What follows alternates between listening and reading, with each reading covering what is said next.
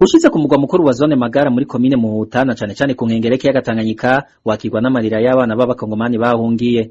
Izo mpunzi zikaba zashikiye aho ku nkengera y'ikiyaga aho barara hasi ku musenyi ataco bifutse nta duhema baronka nta mazi bafise kuko bakoresha ya Tanganyika utuzu twa sugumwe nta duhari ndetse nta nico bafise co guhereza umunwa. Uyu munyagihugu amenyesha yuko kuva bashitse atanumugira neza n'umwe arabagarukirako.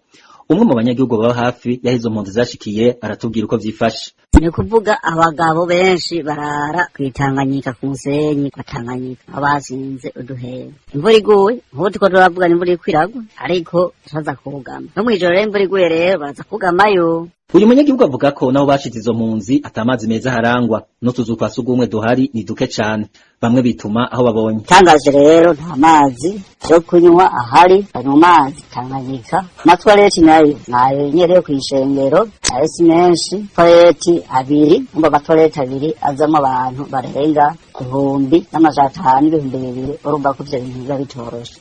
Abanyagihugu begereye aho hashikiye izo mpunzi bakabamenyesha yuko hamwe batobakura aho hantu ingwara ziturutse kw'isuku rike zigiye kumurengera na rirya korera yari gisibije mw'ivyo bice.